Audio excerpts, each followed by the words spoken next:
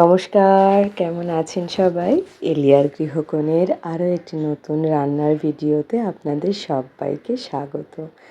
আজ আপনাদের সাথে শেয়ার করব পনিরের একটা রেসিপি। মশালা পনির আমি কিভাবে তৈরি করি সেটাই আজ আপনাদের সাথে শেয়ার করব। কিন্তু মশালা পনির করব হচ্ছে সবজি দিয়ে। সবজিগুলো কেটে নিয়েছি, ওখানে দিয়েছি আলু, গাজর, ক্যাপসিকাম, বিনস আর লাল আলু মানে মিষ্টি আলু। আর এদিকে পনিরগুলো কেটে নিয়েছি, সেটা আগেই দেখেছেন।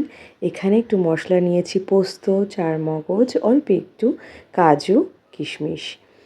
এই যে সর্ষের তেলে পুরো রান্নাটা করব। পনিরগুলোকে ভালো করে ভেজে নিচ্ছি। ভেজে একটা গরম জলে একটু তুলে নিয়েছি, সেটা আর আপনাদের সাথে শেয়ার করা হয়নি। গরম জলে আমি 1 চিমটে নুন ফেলে সেইটাতে পনিরগুলোকে তুলে নিয়েছিলাম।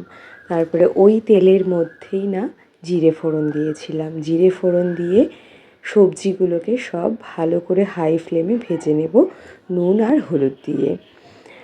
এইভাবে করলে না সবজিটাও খাওয়া হয়ে যায় আর পনিরটাও কিন্তু ভীষণ ভালো লাগে খেতে। এই পনিরের রেসিপিটা আপনারা ভাত, রুটি বা পরোটার সাথে কিন্তু খেতেই পারেন, ভীষণ ভালো লাগে। আমার মেয়েদের ভীষণ প্রিয়। ওই যে মশলাগুলো নিয়েছিলাম, এবার একটা পেস্ট বানিয়ে নেব। এই যে সবটা দিয়ে দিলাম আর এর মধ্যে দেব একটু টমেটো আর একটু আদা। সবগুলো একসঙ্গে করে একটা পেস্ট বানিয়ে নেব। এই যে নিয়ে নিয়েছি টমেটো, আদা আর একটুখানি কাঁচা লঙ্কা। এটার পেস্ট বানিয়ে নিয়ে ফিরছি। আমার এই ভিডিওটা এই পর্যায়ে যারা এসে পৌঁছেছেন, যদি তাদের একটুও ভালো লেগে থাকে একটু লাইক করে পাশে থাকবেন আর কমেন্টে অবশ্যই আপনাদের মূল্যবান মতামত কিন্তু আমাকে জানাতে ভুলবেন না। আপনাদের মতামত ভীষণভাবে প্রিয় আমার কাছে, ভীষণভাবে গ্রহণযোগ্য আমার কাছে। তো মশলাটা দেখুন দিয়ে দিয়েছি, পেস্ট করা মশলাটা। তারপরে সমস্ত ড্রাই মশলাগুলো দিচ্ছি। একটু দিয়েছি নুন, হলুদ, জিরে গুঁড়ো, ধনে গুঁড়ো, একটু কাশ্মীরি রেড চিলি পাউডার আর দিলাম অল্প একটু গরম মশলা। এবার এটাকে দিয়ে ভালো করে কিন্তু কষাবো। কারণ এখানে পোস্ত গেছে, কাজু বাদাম গেছে, চারমগজ গেছে, তার একটা কাঁচা গন্ধ থাকে। সেই গন্ধটা চলে যাওয়া অবধি মশলাটাকে ভালো করে কিন্তু কষাবো আমি হাই ফ্লেমে। তো এই যে ওই যে পেস্টটা করেছি মিক্সিং জারটাতে, সেই জারটাকে ধুয়ে ধুয়ে অল্প অল্প করে জল দিচ্ছি, যাতে মশলা আর ড্রাই মশলাগুলো জ্বলে না যায় তাই। আর এই ভাজতে ভাজতে কষাতে কষাতেই কিন্তু সমস্ত সবজিটা গলে যাবে। অসাধারণ লাগে খেতে। যদি আপনারা এখনও এইভাবে পনিরটা বানিয়ে না থাকেন তো আমি বলবো একবার ট্রাই করে দেখবেন, আশা করি আপনাদের ভালো লাগবে। অনেকেই অনেক রকমভাবে পনিরের রেসিপি করে, আমি এইভাবে আজ ট্রাই করলাম, ভাবলাম একটু আপনাদের সাথে শেয়ার করি।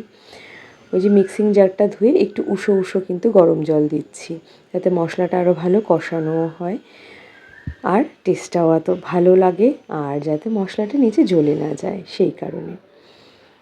ভালো মতো কিন্তু কষানো হয়েছে, দেখতেই পাচ্ছেন পাশ থেকে তেল ছাড়ছে। এটাকে আমি আরও বেশ কিছুক্ষণ কষাবো।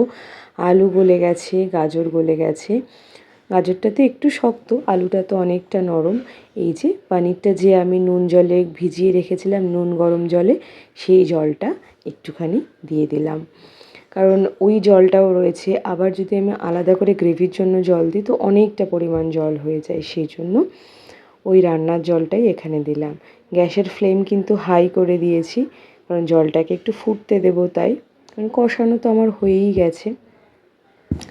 আপনারা কিন্তু এটা লাচ্ছা পরোটার সাথেও ট্রাই করতে পারেন। আমরা তো যখনই করি রুটি বা পরোটার সাথেই খাই। আর এই যে এই পর্যায়ে এসে আমি কিন্তু একটু দুধ দিচ্ছি, এতে না টেস্টটাও বেশ বাড়ে আর কালারটাও কিন্তু খুব সুন্দর আসে রান্নার। তো আলু গলে গেছে, গাজরও গলে গেছে। আমি গ্রেভিটা এই রকমই রাখবো, এর থেকে বেশি গ্রেভি করব না। অফ ক্যামেরাতে আমি কিন্তু পনিরটাও দিয়ে দিয়েছি। পনিরটা যখন দিয়েছি না তরকারিতে, তখন ভাবলাম হয়তো ক্যামেরাটা অনই আছে, পরে দেখছি ওমা ক্যামেরাটা অফ। তো যাই হোক, পনির মশালা ইজ রেডি টু সার্ভ। নামিয়ে নিচ্ছি এখন বলে, সার্ভিং বলে। আপনাদের আমার এই রেসিপিটা কেমন লাগলো অবশ্যই কিন্তু জানাবেন। সবজি দিয়ে পনির মশালা, আশা করি আপনাদের ভালো লাগলো এই রেসিপিটা। দুর্দান্ত স্বাদ হয় জানেন তো খেতে। তো আজ এই অবধি, আবার দেখা হবে অন্য কোনো দিন অন্য কোনো ভিডিওতে। ততক্ষণ পর্যন্ত আপনারা সবাই ভালো থাকবেন, সুস্থ থাকবেন, আনন্দে থাকবেন। আর অবশ্যই অবশ্যই অবশ্যই কমেন্টে কিন্তু জানাতে ভুলবেন না আপনাদের গুরুত্বপূর্ণ মতামত। আপনাদের মতামত আমার কাছে ভীষণভাবে গ্রহণযোগ্য, গুরুত্বপূর্ণ।